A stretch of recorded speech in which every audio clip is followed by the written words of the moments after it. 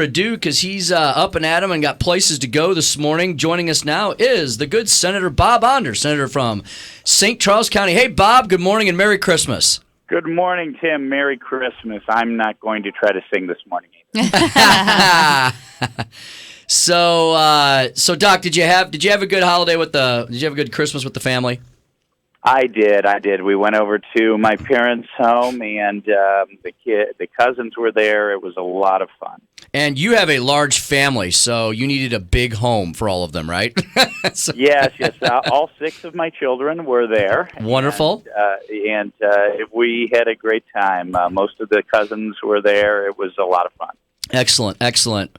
Well, Bob, every year at this time of year after Christmas is over and we start moving on towards the new year, of course, we know that the legislators are coming and the legislative session begins early this year. I think you all go back up there on Wednesday, January 4th, I believe it is. So, are you thinking about that, or are you trying to maybe not think about it just yet? Oh, we're thinking about it all the time. You know, as Mark Twain once said, no man's life, liberty, or property are safe while the legislature is in session. But I think this year it's going to be different. We are going to do things to really improve human freedom, create a climate for job creation, for wage growth.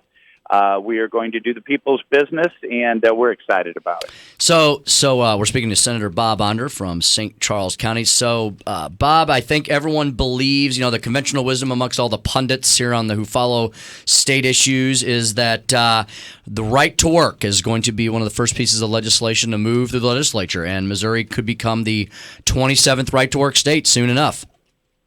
That's right, Tim. There are other states looking at it as well, but I think it's a priority. We'll probably end up doing it early, and I am very hopeful Missouri will be the 27th right-to-work state. But there's other business to do as well. We need public sector union reform. We have a number of items of tort reform we need to look at, and we need to just look to improve the regulatory climate in our state to get out of the way of small business owners and job creators. To really bring back Missouri. We've been 47th out of 50 in economic growth over the last decade. We need to do something to bring Missouri in a new direction. Hey, Bob, there's a lot of union men and women that listen to this station. A lot of them voted for President Trump this year. Obviously, as we analyze and do a lot of postmortems on the electoral systems across the country, we see that a lot of union folks did vote for Trump, and some of those are a little concerned about the right to work issue. I always tell union people, right to work's not an anti-union piece of legislation. And in fact, when you look at states like Indiana and Tennessee and other states around us, their unions have actually grown and gotten stronger. So what can you tell union folks to ease their concerns and tell them, the right to work is actually going to be good for them? Well, that's right, Tim. Right, unions do not go away in right-to-work states, no matter what the union bosses tell their members. And as you pointed out, in Indiana, there has been a gain not only in total jobs, but actually in union jobs since right-to-work has been passed. John F. Kennedy famously said that a rising tide lifts all boats. And if we live in this state of economic stagnation and decline that we've been in for well over a decade in Missouri, we are not going to create the jobs that people deserve, not only for non-union members, but for union members as well. Speaking to Senator Bob Onder, Doc, we got about a minute and a half or so left. I wanted to ask you, are you as excited as I am about the fact that for the first time in 8 years, when you go to the House chamber to listen to the State of the State address, it's going to be given not from Governor Jay Nixon, who's thankfully termed out this year, as well as President Obama, but from Governor-Elect Eric Greitens? Well, I'm really excited about Governor-Elect Greitens and his team. He's assembling a terrific team that I'm happy to say will include my Chief of Staff, Janae Newstead. That's right. Congratulations. Really, I think it's going to be great. As you know, we've been fighting the governor for the last 8 years, and the governor doesn't even exert leadership on relatively simple, easy, non-controversial things, much less the real tasks we need to tackle in the session ahead. So I am really excited to work with Governor-elect Greitens and his team, the folks in the Missouri House, to really bring Missouri forward.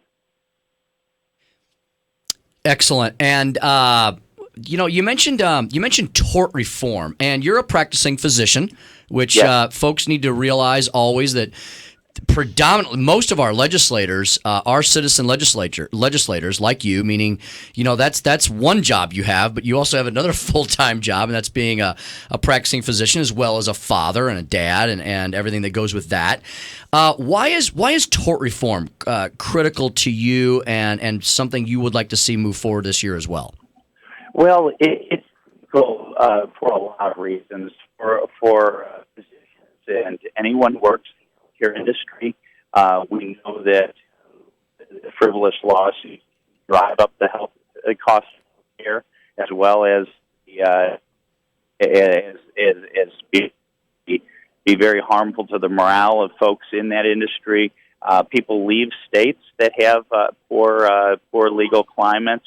And the American Tort Reform Association just named Missouri the #1 judicial hellhole. I just saw that. Not a designation we should aspire to. Yeah. So last year we passed a couple of tort reform bills. I think they'll be back again this year. Doc, we seem to be #1 in all the wrong things recently, right? I mean, our crime rate, St. Louis City, we're topping that. We seem to be competing with Chicago. The tort reform issue, 47, the GDP growth.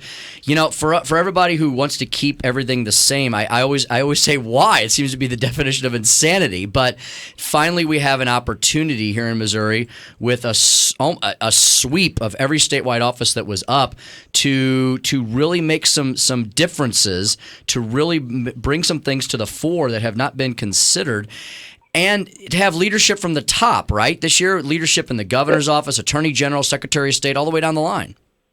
That's right, Tim. You mentioned the crime issue. As you know, President-elect Trump made law and order and supporting our law enforcement officers a top priority, as did Governor-elect Greitens. Look, Blue Lives Matter. We really need to assure people in our state that when they go out onto the streets, including city streets, they will be safe, they will be protected. And we need to reassure law enforcement that we have their back. And I believe we have a governor-elect who knows what it is to wear body armor and carry a sidearm, just like our law enforcement officers. I'm optimistic we're going to do things in the area of law and order as well. Doc, thanks so much for hitting it out of the gates with us this morning. You travel safely today, and we'll see you in the new year. Thank you, Tim. Merry Christmas. Happy New Year. Happy